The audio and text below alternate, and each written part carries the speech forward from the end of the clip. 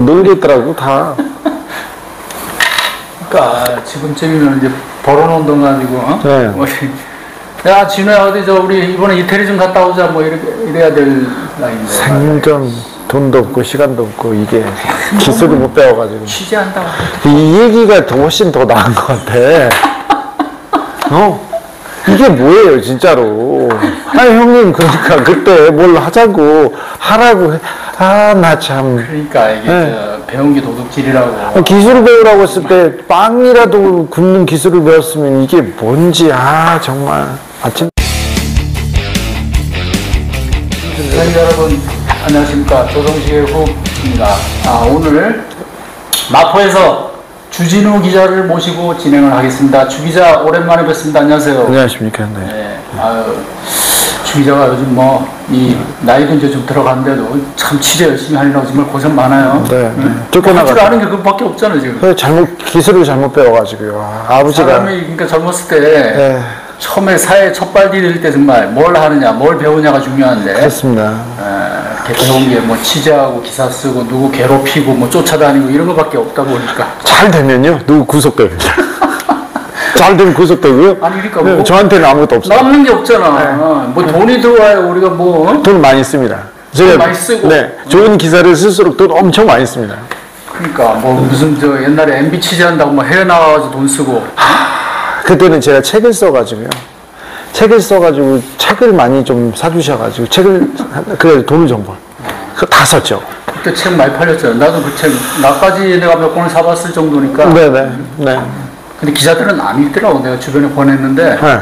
아니요, 많이 다 읽었어요. 그래? 네. 내 주변 애들은 또 애들이 좀. 형 주변 애들은 저를 별로 안 좋아했겠지. 글쎄, 뭐 했나? 시기 질투, 네. 근데 조준동 애들도 많이 사봤어요. 다 알더라고. 그 뭐 책 내용 보면 같은 기자가 봐도 정말 취재는 정말 이렇게 열심히 하는구나. 네. 그렇게 느꼈는데. 마포 와가지고 오랜만에 여기 옆에 빌딩이 BBS라고. 네. BBS. 네. 거기서 일했잖아요. 그래서 잘렸잖아요. 제가 마음을 좀 다스리려고. 약간 여기도 보면서. 마음을 좀 다스리려고. 너무 괴로워가지고. BBS는 얼마 못했잖아요. 얼마 못했죠. 거기에서. 그 시청률이 너무 안 나왔지 아닙니다. BBS에서 제일 시청률이 높고요. 정치율이 높고 가장 인기 있는 프로그램이었습니다. BBS에서 팝송 프로를 했습니다. 아는데 나도 한 2번 들어봤는데 네네. 별로 안 듣는 것 같은데. 아니요. 그래? 조용히. 거기서 인기가 있으면요. 거기에 굉장히 보수적인 분들이 많아가지고 그래서 조용히 부처님 말씀 전하면서 공부하면서 그렇게 있었는데 참. 근데 그조차도 이제 왜 주진우를 그런 데다 쓰냐? 개엄 끝나고 나서 개엄 때 개엄군하고 싸우는 너를 봤다 그러면서 사장이 이제 알아서. 네. 아니 사장은 알아서가 아니라 사장은 막 거짓말을 하더라고 나한테. 뭐라고 거짓말해? 거짓말을 하는데 거짓말하고 그러시면 안 돼요 진짜. 좀 뭐라고 거짓말했냐고요? 나를 자르려고 간부하고 둘이 짜고 하다가 거짓말이 저한테 들켰어. 제가 전화를 했더니 나는 그거 아무것도 모릅니다 그러더니 나중에 술술 부는 거예요. 그래서 아이고 사람이 왜 그럴까. 그러니까 사장이 뭐라고 그러면서 이제 그만 나오라고 그랬냐고. 사장이 자기는 뭐 진행자에 대해서 뭐 아무것도 그런 간섭도 안 하고 아무런 그것도 모른다 막 얘기하던데 나중에 다 술술 얘기합니다.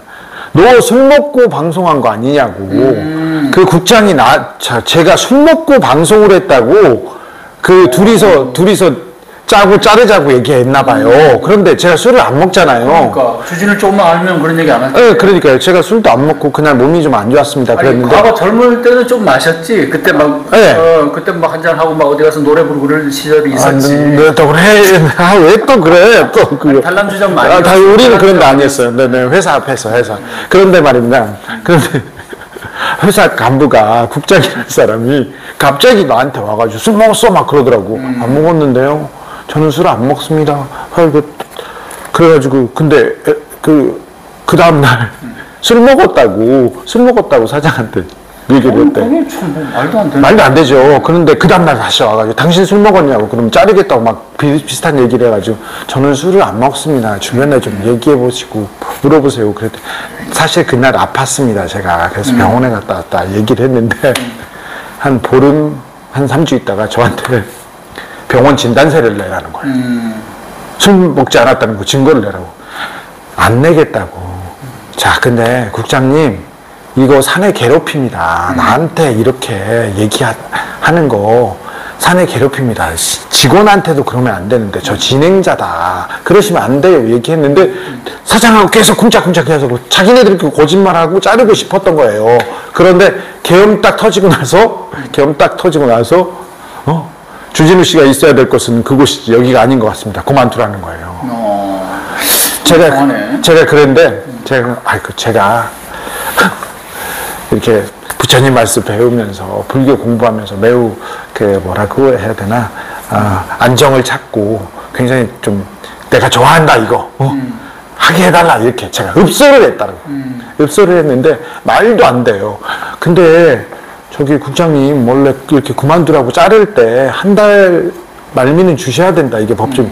난 그런 거 몰라요. 그러면서 가는데 너무 말이 안 되는 사람들이어가지고 아주 기분이 나빠요. 그 부당해고네. 부당해고인데 그 뭘 했는지도 몰라. 아니 그러면 저런 데다가 있잖아. 안 해요. 안 했어요? 저는 안 해요 그런 거. 네. 그래. 네. 아유, 뭐 그런 사람들 뭐. 그래. 예. 더 지저분한 탄핵네. 네네네네. 굳이 또 그래. 같이. 그런데 아무튼 불교계가 윤석열을 엄청 많이 도와줬잖아요. 그 총무원장이 총선 때 의료 파업으로 의료 개혁 얘기했다가 의대 정원 얘기했다가 막 엄청나게 후폭풍이 있었을 때요. 그때 총무원장 스님이 손잡아주고 막 그랬거든. 그러면 안 되거든요. 막 하다가 지금은 이번 대선 때는 그래도 중립을 지키고 정치적으로 많이 움직이진 않고 있습니다. 그래가지고 제가 그쪽에서 이렇게 쳐다보고 있습니다. 네. 그러면 안 돼요. 지금 쓸데없는 얘기를 참 오래 했어요. 네. 이제 본인한테는 사실 중요한 얘기죠. 아니 중요한 얘기예요. 마포 여기 왔으니까 그 얘기는 하는 거예요. 그리고 뭐 하는지는 제가 계속 쳐다보고 있으니 저하고 뭐 척지면요 좋죠 뭐. 그러니까 불교 방송 앞으로 조심해야 될 것 같아요. 아 맞아요. 제가 모니터하고 있어요. 모니터하고 있어요. 근데 엉망이야 엉망. 그러니까. 네. 아니 많은 사람들이 좋아하던 음악 방송을 진행자를 하루아침에. 아무튼 윤석열 정부 들어가지고 KBS 잘리고 TBS 잘리고 BBS 자르고 막 마음이 아픕니다. 네. 자, 그래서 오늘 또 모처럼 만났으니까 우리가 또 그래도 세상 돌아가는 얘기 좀 취재 현안 또 얘기를 해야 될 것 같은데. 궁금하신 거 있으면 물어보십시오. 그러니까 우선은 아무래도 지금 이제 제일 몇 주간 화제가 된 게 이제 지기현 판사 얘기예요. 네. 지기현 판사가 접대를 받았느니 해서 서로 지금 이게 일종의 지금 진실 공방, 진실 게임 비슷하게 지금 흘러가고 있어요. 진실 게임으로 들어가 버렸죠. 네. 저도 사실은 처음 얘기 들을 때 약간 조심스럽긴 했는데, 근데 민주당에서 그 정도 얘기할 거면, 그 정도 얘기할 정도면 어느 정도 그죠? 준비가 됐겠다 싶었고, 그리고 실제로 이렇게 각종 이렇게 드러나는 정황이나 또 제시되는 이런 증거들을 보면 거의 민주당에서 얘기하는 게 맞겠구나 이런 생각을 하고 있어요. 근데 이제 본인은 계속 또 부인을 하고 오늘 또 새로운 해명을 내놓았는데 자기는 접대받은 게 아니다. 그리고 그 시점도 2년 전이고 후에 판사들하고 기념 촬영 정도 한 거다 거의 그 단란주점 가가지고 그리고 자기는 또 술은 안 먹고 그거 조금 믿기지가 않는데 빠져나왔다 계산만 하고 이런 얘기를 했는데 그 사건 조금 그래도 아시죠? 법조계 그 분위기나 이런 거? 지기현 판사가 윤석열의 구속 취소를 결정하면서 이렇게 그러면서 관심이 가장 큰 관심의 중심으로 올라왔는데 구속 취소 이게 정말 말이 안 됩니다. 말이 안 되죠. 내란 범인데 내란의 우두머리인데 나머지는 다 잡혀 있는데 붙들려 있는데 지금 그 두목을 빼내준다고요? 그런데 이 지기현이 그 판단을 내리기 아주 오랫동안 구속 취소 신청을 냈었는데 구속 취소 신청은 사실은 전설 속에나 있고 현실에서는 사라진 제도 아닙니까? 일단 기본적으로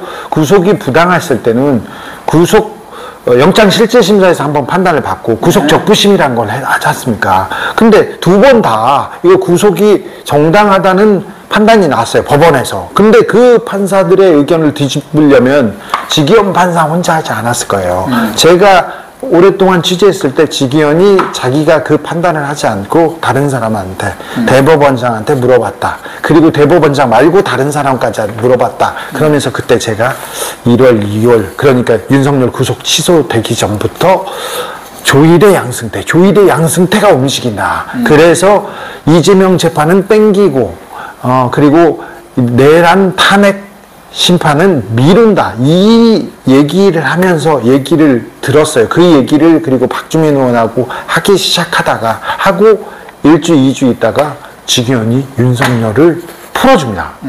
풀어주고 나서 계속해서 탄핵 심판은 늦춰주고 계속해서 이재명 재판은 당겨지는 그런 상황이었는데 그래서 지기현은 이 조이대 양승태, 이 법원 라인에서 가장 중요한 지시를 받은 사람으로 저는 보고 이렇게 따라다니고 있었습니다. 그런데 룸사롱 문제로 문제가 불똥이 튀었는데 지기현 판사는 음주 가무에 능하고 굉장히 활달한 사람으로 사교형 인간으로 알려져 있습니다. 네. 판사로서는 드물게 그런 자리를 마다하지 않고 어디를 가고 그런 사람인 것 같아요. 근데 저는 이분이 술을 먹거나 술을 먹을 수는 있죠.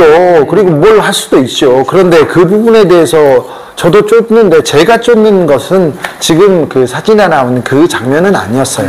저는 구속 취소 직전에 검사인 친구, 검사도 매우 중요한 이 김용현과 관계가 있고 윤석열과 관계가 있는 검사하고 술을 먹었다는 그 부분 때문에 이게 만약에 그렇다면 매우 부적절한 만남이었고 검사하고? 직무 연관성이 있었기 때문에 이거는 부당하다, 부적절하다는 그 얘기를 하려고 쫓아다니는데 저 말고 민주당에서 그리고 다른 사람들이 쫓는 그 자리는 또 달랐더라고요. 이번에 민주당에 들어온 사진 그리고 룸사롱 이 문제에 대해서는 아직 누가 어떻게 어떤 자리였는지 거기에서 무슨 얘기였는지는 잘 모르겠어요 아직. 이거는 좀 따져봐야 되는데 확인이 필요해요? 네, 확인이 필요한데 민주당이 더 얘기할 수도 있고 지기현이 해명해야 되는데 지기현은 일단 아주 오래전 일이었고 자기는 관련성이 없다고 하는데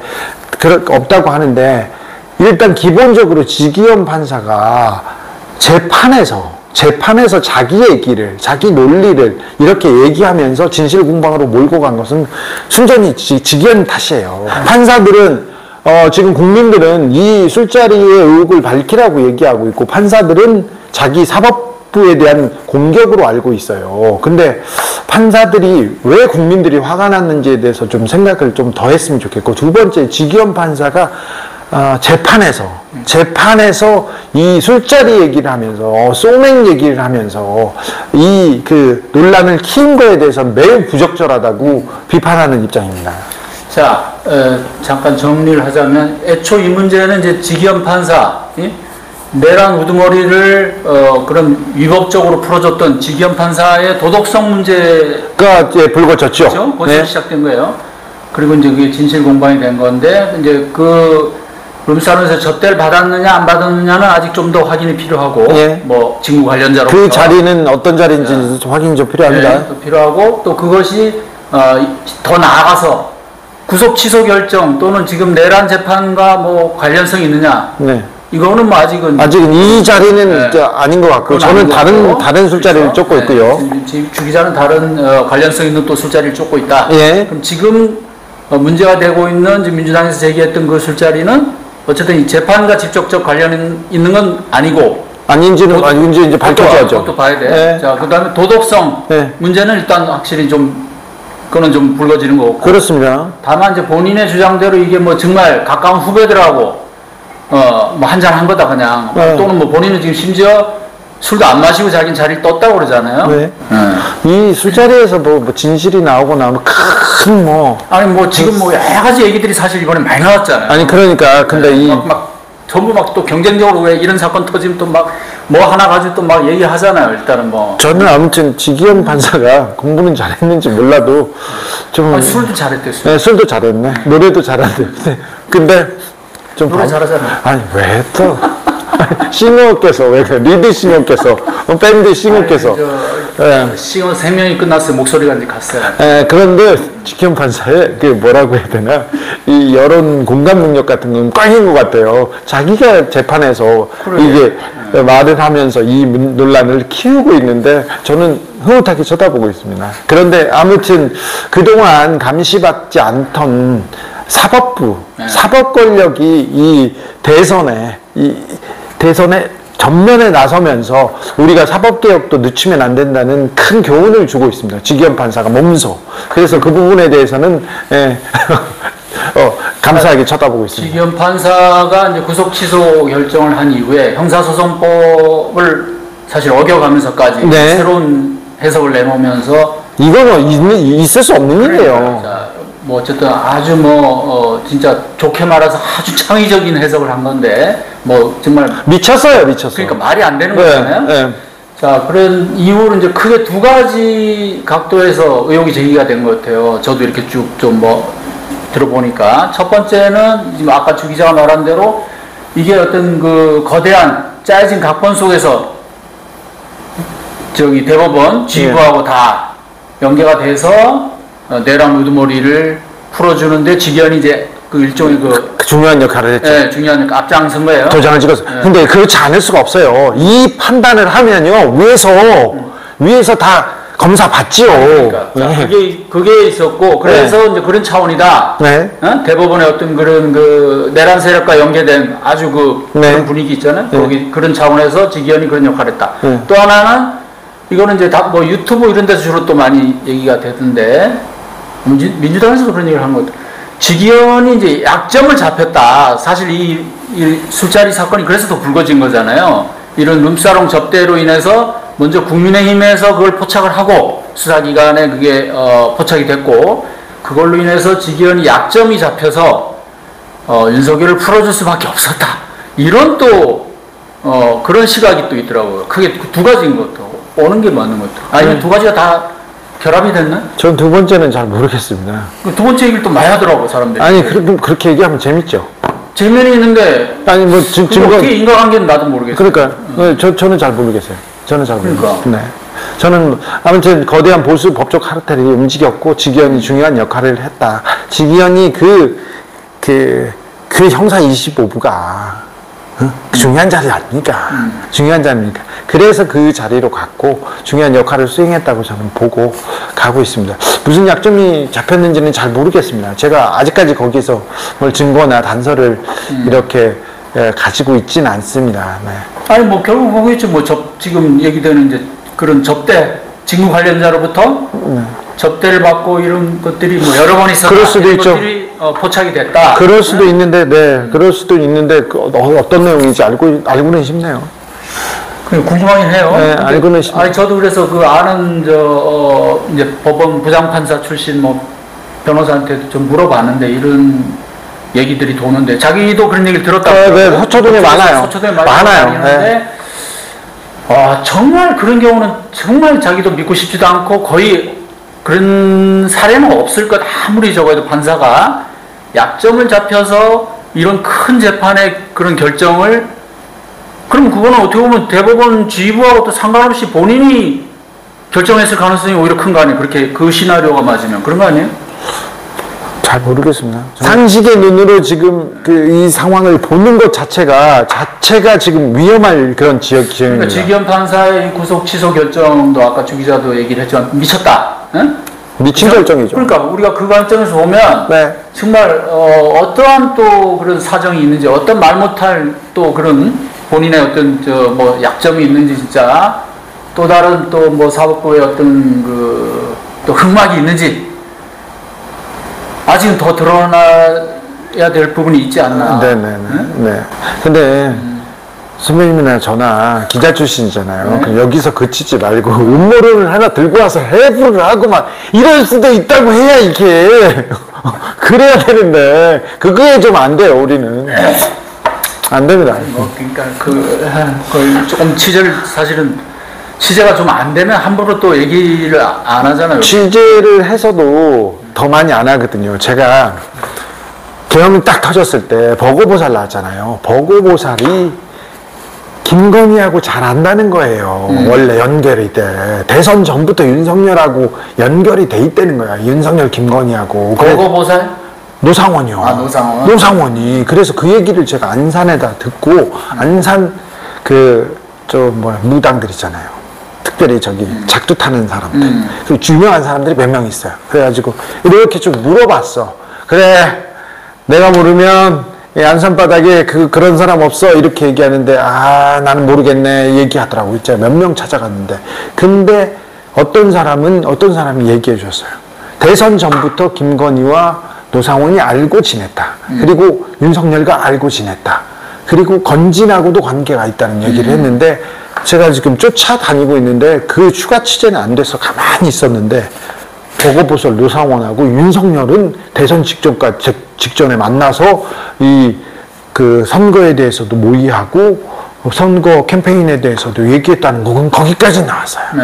그러니까 이제는 윤석열과의 관계에 대해서는 얘기하기 시작했는데 우리는 설 가지고는 얘기하지 않기 때문에 의혹 가지고는 얘기하지 않고 단서로 이렇게 확인할 수 있을 때 얘기해서 좀 재미는 없을 거예요. 아니 그러니까 그 노상원 관계도 비교적 일찍 얘기했죠. 그렇네. 네.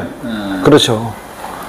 안산 노상원이 좋아하잖아요. 이렇게 점 보고 뭐 하고. 근데 점 보고 뭐 하는 걸 좋아하지만 거기서 점 보면서 그 보살들 있잖아요. 그 뭐 비단아씨도 있고 뭐. 그 비단아씨도 꼬시러 갔다는 거예요. 또 그 와중에 안산 이 애기보살 있지 않습니까? 기둥서방이었잖아요.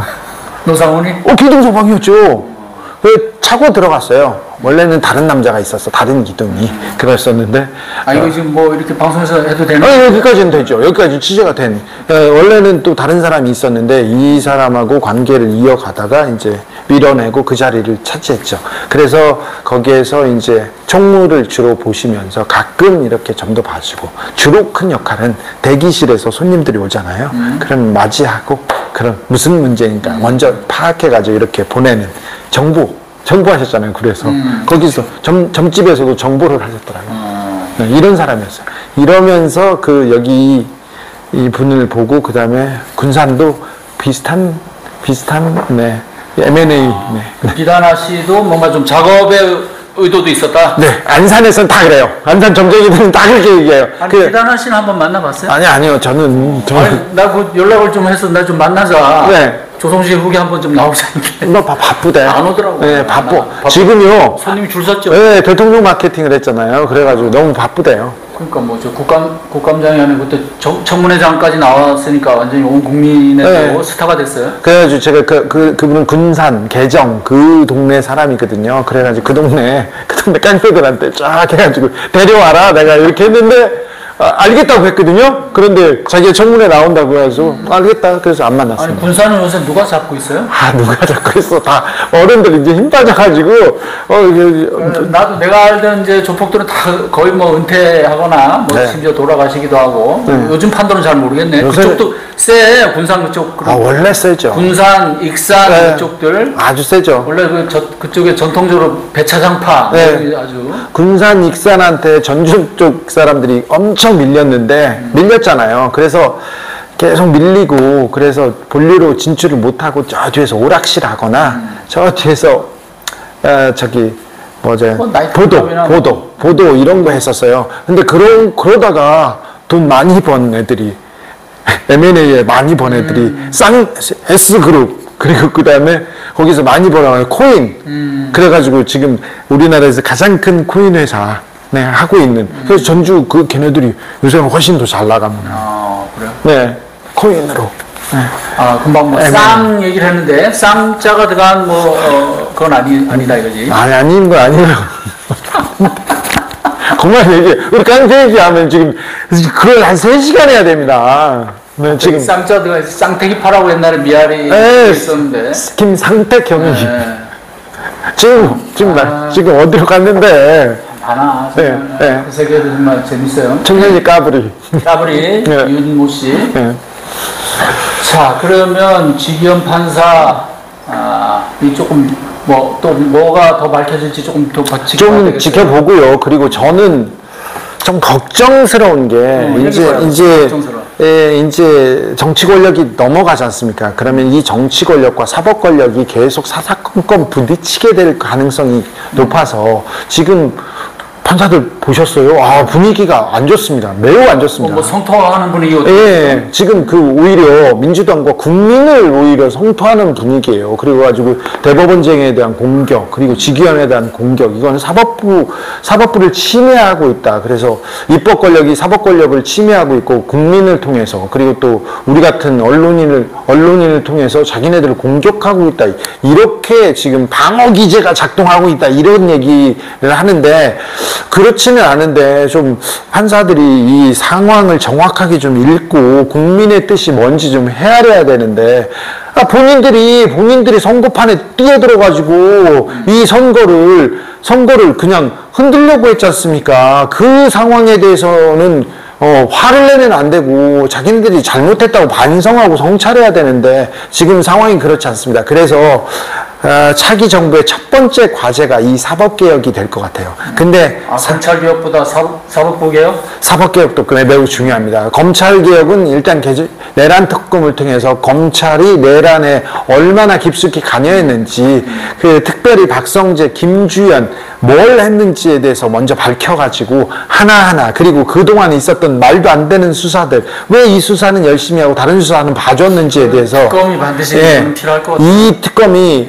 완전 내밀하게 가야 되는데, 내란 특검 외에도 이 검찰 조직을 다 개혁할 수 있는 샅샅이 해부할 수 있는 그런 사람이 가야 된다고 봅니다. 근데 이 사법 개혁도 매우 중요한데, 지금껏 사법개혁은 화두로 올라오지도 않았고, 그리고 사법부에 대해서 얘기하는 것 자체를 금기시했는데, 이제는 더 미룰 수 없다는 게 시대의 과제로 만들어졌습니다. 이거는 조희대가, 그리고 지기현이 만들어줬기 때문에 이 사법개혁에 대한 명확한 해법을 가지고 얘기를 해야 될 것 같습니다. 이게 보면 늘 그렇잖아요. 윤석열이 어떻게 보면 검찰개혁을 가장 망쳤는데도 검찰개혁을 한다니까. 그러니까 검찰개혁에 이게 화신이 된다니까요. 그러니까 예. 우리가 옛날에 그 얘기 벌써 했어요. 예. 윤석열이야말로 검찰개혁이 어떻게 보면 마지막 가장 큰 공신이 될 거다. 그렇습니다. 예? 자, 윤석열, 한동훈, 아니 검찰에 있다가 총장을 하다 대통령으로 가버리고 검사하다 법무장관으로 가요. 그러면 검찰 조직이 정치적이고 공정하지 않다, 신뢰를 줄 수 없다는 걸 명확하게 보여줬지 않습니까? 근데 이것까지 송두리째 안고 가는 윤석열의 희생정신, 이 헌신, 이거는 좀 알아줘야 됩니다. 이제 검찰 애들이 아무것도 못하게 해야 됩니다. 이건. 자, 그 비슷한 맥락에서 사법개혁의 또 예. 가장 큰 공신이 바로 지기현과 조희대가 지금 그렇습니다. 되는 그런 지금 예. 형세가 지금 지기현의 헌신, 술을 마셔주면서 거기서 접대 의혹을 만들어주면서 자기 뒷조사 뭐 이런 거 다 까발려 지금. 네, 자기가 뒷조사가 아니라 자기가 깠어 또 이런 것도. 그래, 너무 말이 안 되는 판단을 자기가 했다. 이걸 사법사에 길이 남을 판결을 내렸다는 얘기를 먼저 놓고 시작해야 됩니다. 어떻게 시간 단위로, 그리고 말도 안 되는 거 70년 만에 처음으로, 그리고 다 이렇게 큰 범죄를 저질렀는데 그 사람 구속을 취소한다는, 이게 말이 됩니까? 그러니까 그거하고 이제 조희대 대법원이 이재명 후보에 대해서 선거 대선 한 달을 앞두고 그렇게 정리하려고 했잖아요. 사실상 대선 개입으로 볼 수밖에 없는. 제거 작전에 지금 돌입했다가 지금 실패한 거죠. 전무후무한 그런 이례적인 대법원 판결을 내놨기 때문에 국민들이 지금 사법개혁을 외치게 된 거 아니에요? 그렇습니다. 그러면 지금 판사들 지금 법관회의 이제 뭐 곧 하죠? 언젠가? 다음 주인가요? 언제? 이번 주인가? 25일인가요? 6일인가요? 자, 그거 한다는데 지금 근데 법관들 근데 법관들이 글쎄 다른 분위기예요. 근데 원래 어디서 원인이 뭔지 자초를 한 걸, 법원이 자초한 걸 먼저 본인들이 인식을 하고. 지기현의 룸사롱 의혹에 대해서 얘기할 때 저도 그 구속 취소 먼저 얘기했잖아요. 지기현의 판단부터 이렇게 와야 된다. 이게 전혀 상식적이지도 않고 이게 법적이지도 않다는 얘기부터 좀 해야 되는데 그 얘기는 안 합니다. 조희대의 전원 합의체 판단, 그리고 대선 직전에 야당의 유력 주자를 날려버리겠다는 이 시도가 잘못됐다는 거 거기서부터 시작해야 되는데 지금 민주당이 사법부를 공격해요. 민주당 지지자들이 지금 판사들을 전부 타격해요. 이걸 가지고만 얘기하고 있는데 지금 왜 사법부가 불신의 늪에 빠져 있는지 사법부가 그걸 보고 먼저 성찰하고 얘기해야 되는데 그 얘기 없습니다. 그러니까 판사들 자기들만의 세계에 갇혀가지고 아시잖아요. 판사들은 세상 돌아가는 지금 뭐 기본적인 상식적인 판단 잘 못하는 것 같아요. 그런 사람들이 있어요. 판사 중에 이 세상에는 판사와 판사 아닌 사람들이 있다고 사는 사람이 있어요. 검사 중에는요. 이 세상에는 판검사와 판검사 못된 사람들만 있다. 그러니까 판사 다 모든 사람이 판사 되고 싶은데 판사 못된 사람들이 일반인 하는 거야. 이렇게 생각하고 판검사 못된 사람들이 하는 사람. 그래서 이게 계급으로 이렇게 보는 사람들이 아직도 있어요. 많잖아요. 만나면 많잖아요. 딴 세상에서 사는 사람들. 근데 이 사람이 그래서 조유대가 이렇게 판단을 하면 대법관들이 이렇게 판단하면 우리 판결인데 대법 판결인데 이건 헌법재판소보다 훨씬 높은 최고 전엄한 판단인데 왜 이러지? 그러더라고. 그 다음에 직위원에 대해서 내가 이렇게 얘기를 했는데 판사가 법법을 읽고 얘기했는데 뭐라고 한다고 그 비판을 못 받아들이더라고요. 아니, 나는 정말 정말 신기한 게 직위원회 전무후무한 그런 구속 취소 결정 있잖아요. 시간계산법. 여기에 대해서 법원 내에서 전혀 거기에 대한 논의가 없다는 게 신기할 지경이라는. 판결에 대해서는 존중해야 되는데 이건 잘못된 거잖아요. 이건 미친 판단이잖아요. 형사소송법과 안 맞는 판결이잖아요. 그러면 재량권이 아니잖아요. 그렇습니다. 그러면 제어를 해야 되는데 그냥 판사가 했으니까. 왜? 국민한테 군인을 보냈어요. 계엄군을 보냈어. 최정예 부대를 보냈어. 이걸 용인한다고요? 구속을 취소한다고요? 따져보라고. 거기다가 윤석열은요, 온갖 사법 시스템을 다 마비시키고 존중하지 않아요. 니네 법을 존중하지 않는다고 판사들아. 그 사람이 명확해. 그래서 구속된 거예요. 그렇잖아요. 대통령이에요. 웬만한 죄로는 구속 어렵죠. 어려운데 왜 구속됐냐면요. 검찰이든 경찰이든 수사하겠다, 뭐 하겠다 다 무시하고 안 하고 그냥 그러다 체포영장이 청구된 거 아닙니까? 그러니까. 그 체포영장 발부해준 판사나 네? 또 구속영장 발부 네. 뭐 적부심 이런 거 다 취소하고 이 판사들도 이거는 정말 도저히 이거는 못 봐주기 때문에 그런 거 아니에요? 그렇습니다. 자, 영장을 발부했습니다. 그 다음 두 번째 영장 실질심사에서 영장 또 발부했어요. 2번 발부했어요. 그리고 구속적부심 또 신청했잖아요. 거기에서도 구속이 합당하다고 했어. 근데 직위원이 무슨 이유로, 무슨 근거를 들고, 70년 만에 이건 법이 아니지 않습니까? 이것부터 생각해야 되는데, 판사들 그 생각 안 합니다. 그러니까 의혹이 제기될 수밖에 없는 거고, 그죠? 재판 많이 걸려 있는데 판사는 이런 얘기하면 싫어요. 그거 판사들한테는 얘기하죠. 제가 전략이 있잖아요. 이 마포에 가면 저 뒤에 광수대 있습니다. 광수대 가는데 여기 바로 뒤에 있어요. 그러니까 정유라가 고소 많이 하는데 자 정권이 보수 쪽으로 가면은요. 그러면 경찰들이 너무 열심히 뛰어요. 이번 윤석열 정부 들어서 그러더라고. 저하고 김어준하고 조국 안민석 이렇게 걸었는데 정유라가? 예. 비자금도 아니에요. 뭘로 걸었는지도 몰라. 그런데 강용석이랑 손잡고 걸었어요. 그런데 저하고 김어준은 빠져나가고 조국 전 장관도 빠져나갔어요. 근데 안민석은 걸려가지고 재판받고 있잖아요. 그런데 이게 10여 년 전 얘기예요. 근데 지난 정권에는 절대 안 불러던 애들이 정권만 바뀌잖아요. 보수 정권으로 너그만 가면 경찰들이 막 물어뜯어요. 지난 박근혜 정부 때도 저는 내란 선동을 했다고. 아니 내란 선동을 했다는 거야. 강연 갔는데 외국 대학교에 강연 갔는데 내란 선동했다고 경찰이 저를 잡으려고 해요. 진짜로. 근데 내가 또 고발을 한 거예요, 그러면? 고발했죠. 그런 것도 고발 잘하는 친구들 있잖아요. 그것도 또 짜고 치고 고발 사주 하잖아요. 근데 하는데 경찰이 정권이 바뀌니까 공 세우려고 주진우 씨 하면서 하는데 진짜 잡으려고 그래. 내란 선동으로. 너무 열심히 하는구나. 네. 그래가지고 내가 지금 뭐 하시는 겁니까? 네. 이게 내란이라고요? 이게 선동이라고? 가만히 있을 수 없잖아요. 책상에 잡고, 씨. 마음대로 해. 나 안 해. 그랬더니. 어디, 광수대에 가서? 아니, 여기 광수대에서는 더 좀 다르게 해요. 광수대는 또, 또 다르게. 이렇게 또 맞춤형. 거기, 거긴 종로서였어요. 나 안 해. 그랬더니. 지금 안 하면 체포하겠습니다. 얘기하는 거야. 이런 식으로 수사를 거부하면. 체포해라, 씨! 그래서. 캐비넷 봐라, 캐비넷. 사건이 저렇게 많은데 이게 사건이냐? 이게 일이냐? 나 안 해.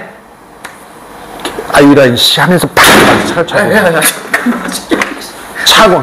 김을 부수면 안 돼. 아니, 그러니까, 거기서 했죠.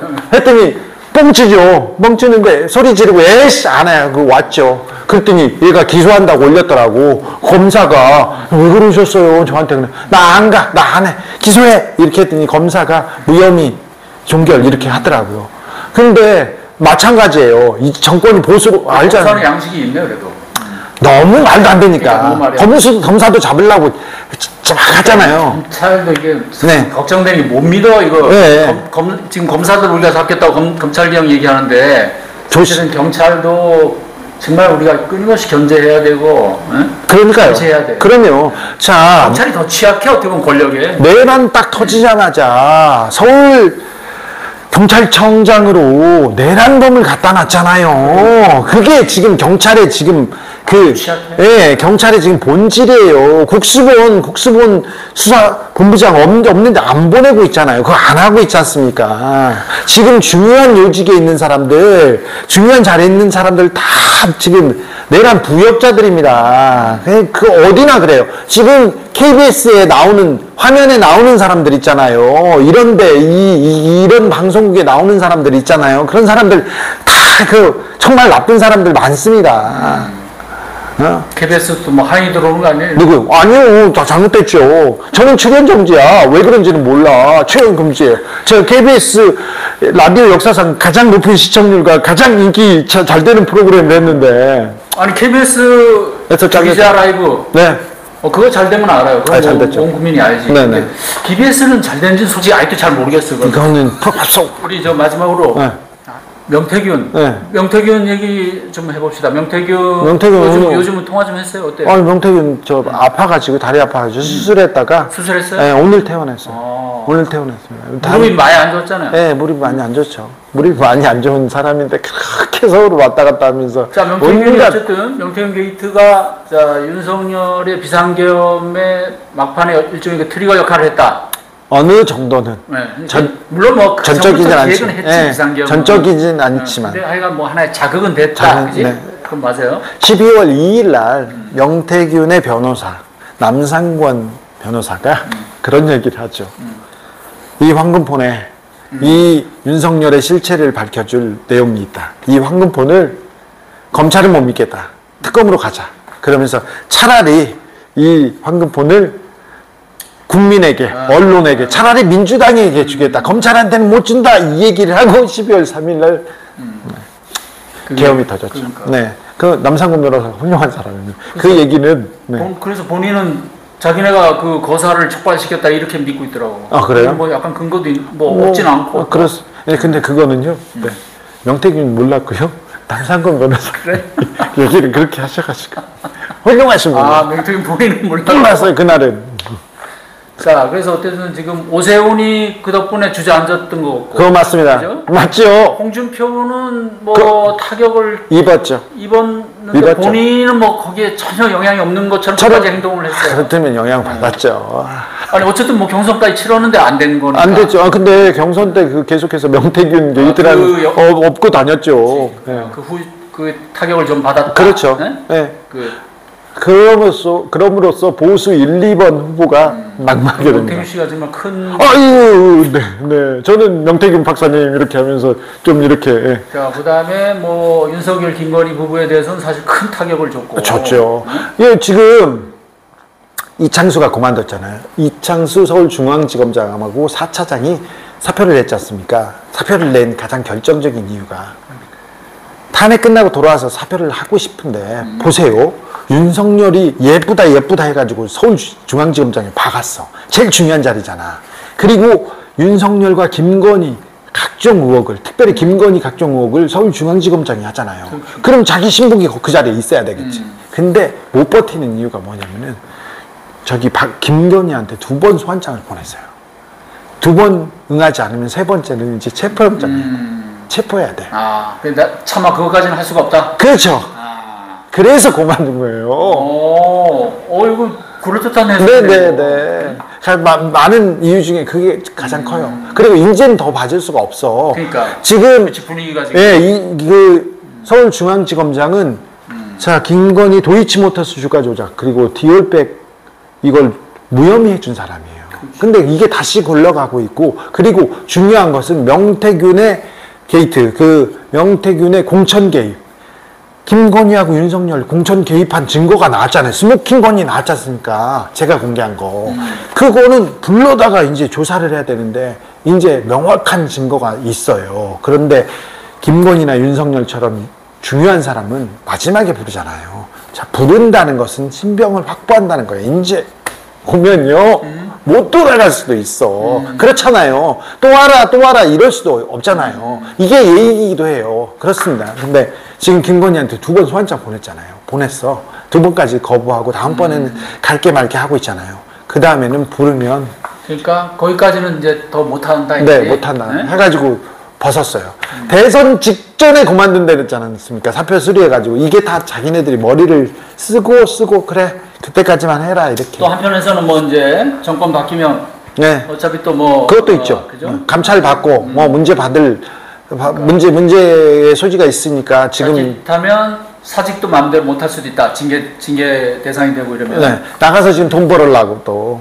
뭐 그렇죠. 지금 네, 그런 것도 있죠. 몸값이 있겠죠. 뭐 그 정도 자리를 지냈으면. 네, 자기 부하들이니까 한두 건만 해주고 한두 건 받고 그걸로 이제 좀. 자, 명태균 씨는 뭐 아직도 폭로할 게 많이 남아 있어요. 어때요? 뭐 있는데 제가 이 얘기를 하면 지금이 이제 뭐 한 가지 얘기해봐. 아니 명태균 씨가 지금 병원에 요새 조용하대. 조용히 있어야죠. 지금 자기 시간이 아닌데.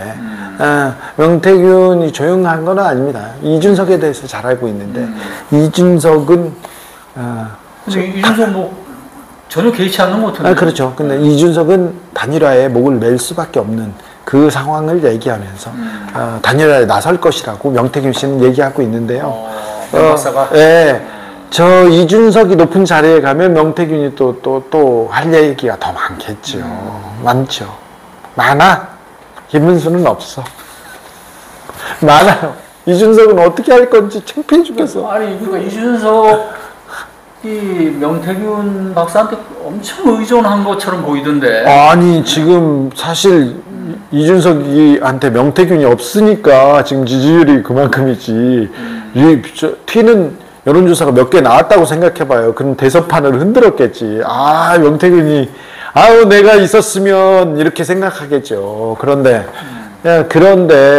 이준석이 돌풍을 일으키면서 당대표가 되고 그 이후에 당대표가 될 때 그 이후에 계속해서 명태균한테 의존했습니다. 그러니까 그 바쁜 총선 때 그 시간을 막 초로 나눠 쓰는 그 시간에 질불 썰어 와봐. 그러니까 다 가잖아요. 그래가지고 그 다음에 김영선을 당에서 비례 공천 주려고 얼마나 노력했는데요. 아이고 허은아한테 물어보면 잘할 거야. 잘할 거예요. 노력했는데. 그리고요, 최근까지도 연락하고, 그리고 명태균한테 명대표 하면서 전화를 받아야만 하는 그런 관계이기 때문에, 할 말은 많은데. 자, 그리고는요, 다 끝나잖아요. 다 끝나면 이제, 대선이 끝나고 나면, 국민의힘 주요 유력 정치인들의 속살, 그거를 명태균을 통해서 잡아낼 수가 있기 때문에 그때 다시 명태균의 시간이 올 겁니다. 아니 지난번에 이제 뭐 시사인 그지? 그때 뭐 공조 취재인가? 시사인 또 편집위원이잖아요. 아니 그냥 거기다 그냥 쓴 거예요. 적을 그냥 두고. 그냥 쓴 거예요. 거기서 하여간 뭐 연속적으로 계속 그 이제 녹음 파일 같은 걸 공개를 했는데 윤석열, 김건희, 명태균 관련된 거를. 지금 그런 부분과 관련해서 지금 그 명태균 특별수사팀 있잖아요. 그 명태균 팀 이름이 그건 아니에요? 네, 명태균 수사팀이 서울중앙지검에 그러니까 좀 꾸려져 있죠. 이지영 검사가 팀장하는 그 수사가 어느 정도 본질을 좀 제대로 파헤치고 있는 것 같아요. 본질을 파헤치는 안 왔는데요. 그거 하려면 김건희 쪽으로 결국은 가야 되잖아요. 그렇습니다. 네, 네. 공천개혁 갑니다. 네. 지금 것은 안 했거든요. 아직은 그것까지. 오세훈만 열심히 했어요. 그러니까. 오세훈만 했어. 홍준표도 잘 안 건드리고. 홍준표도 경찰에 내보냈는데 오늘 강희경 씨가 경찰에 출두해가지고 얘기했는데 오세훈보다 한 10배 정도는 홍준표가 심각하다. 그리고 김건희 윤석열 공천개혁은 너무 명확하고 스모킹건 너무 명확한 증거가 나왔기 때문에 크게 그 어려움 없이 그 녹취록만 갖다 붙여놓고 끝내도 뭐 마무리 신병 처리할 수 있을 정도입니다. 그러니까 그 참고인으로 뭐 가서 좀 얘기해 줘야 되는 거 아니에요? 안 갈래요. 안 불러 검사가? 이제는 안 갈래요. 저 불러가지고 좀 무슨 소리 들으려고. 그때 김건희 씨가 조선일보에 대해서 분노하는 그런 막 네. 얘기한 건 녹음 파일 공개했잖아요. 네. 조선일보와 지금 그 사건 이후로 조선일보와 지금 아니 조선일보 참 고소한다는데 어떻게 됐어요? 고소 안 했죠. 못 하죠. 조선일보 뻥만 치. 뻥이고 거짓말이죠. 그러니까. 해봐요, 해봐. 아니 나는 누구를 죽인다고 했어. 아니 누굴 폐간시킨다고 했잖아요. 김건희가 조선일보를 폐간시킨다는 걸 알려줬잖아요. 그러면 폐간시킨다는 사람을 고소해야지 왜 나를 고소하냐고 알려줬는데 나는 조선일보에서 상을 줘야지. 근데 조선일보하고 지금 윤석열과 굉장한 냉전 상태입니다. 그래서 이번 대선 때 잘 보시면 용산이 움직이고 윤석열 움직이는 거에 대해서 굉장히 비판적이에요. 근데 마구 때리지는 못하고 그리고는 이번 대선에 한쪽 발이 묶인 이유가 김건희와의 그 냉전설 때문에 지금 한쪽 발이 묶였다. 그러니까 내부에서는 그렇게 얘기합니다. 보도 논조가 스탠스가 상당히 예전같지 않죠? 애매모호해요. 지난번에 보세요. 지난번 대선 때 대장동으로 며칠을 까잖아요. 근데 올해는 안 움직여요. 없어. 맨날 앞에 그 트럼프 얘기만 하고 있어요. 그 이유가 정확히 하긴 몰라도 이번 대선 때 한쪽 발이 묶인 이유가 지금 김건희와 조선일보 간에 이 갈등이 있다는 얘기는 저는 좀 들었습니다. 어쨌든 조선에서 그 보도가 뭐 안 되는 네. 그런 이제 고위층의 뜻이 뭐 좀 있죠. 당연하죠. 이걸 가져왔는데 위에서 판단하죠. 판단하는데 그 내용이 어찌 됐는지 궁금하죠. 그때도 그런 의문이 나왔는데 김건희는 그러면 어떻게 보면 조선에서는 그걸 나름 봐준 거 아니에요? 은폐한 거죠. 봐준 거죠. 근데도 왜 조선일보를 폐간한다고 그날 막 그렇게 막 그런 삽소리를 했지? 뭐가 있겠죠. 또 그 위에 뭔가? 네, 뭐가 있겠죠. 아니면 저는 잘 모르겠어요. 걔네가 그 중간에 뭔가 좀 태도가 이런 거 우리가 말이야 뭐 봐줄 수도 있고 뭐 이렇게 뭐 막 그랬나? 감정 상했나 봐요. 글쎄. 감정 자, 상했. 주 기자가 어쨌든 그 부분에 상당한 또 공을 세웠네요. 아무튼 조선일보가 발이 묶였습니다. 이번에 다르잖아요, 확실히. 이렇게 조용한 조선일보에 대해서는 처음 봤어요. 처음 봤습니다. 사실은 오늘 이제 주 기자를 특별히 모신 게 뭐 사실 바쁜 사람인데 이렇게 누추한데 오는 게 사실 무슨 쉽지가 않은데 조성식의 후기 이제 구독자 1만을 넘겼어요. 네, 축하드립니다. 네. 그래서 그 기념 이런 뭐 인터뷰입니다. 축하 인터뷰. 그거 때문에 오셨으니까 뭐 후기 제일 많이 나온 사람 아니에요, 제가? 두 번째. 제일 많이 나온 문제. 덕담 한마디 해주시고 끝내겠습니다. 조성식의 훅 많이 사랑해 주십시오. 이거 한 번 걸리면 이게 한 번 터지면 되는데, 스트레이트 5번 때리고 훅 한 번이면. 그러니까요, 네. 저는 스트레이트였는데, 조성식의 훅이 훨씬 셉니다. 네. 자, 우리 주 기자 늘, 제가 고맙게 생각하는 걸 후배고요. 앞으로도 또 좋은 취재로, 이 세상이 정의로워지는데, 계속 좀 기여를 해주시면 감사하겠습니다. 감사합니다. 자, 네. 시청자 여러분, 오늘 방송에서 마치겠습니다. 감사합니다. 그 무엇도 너를 멈출 수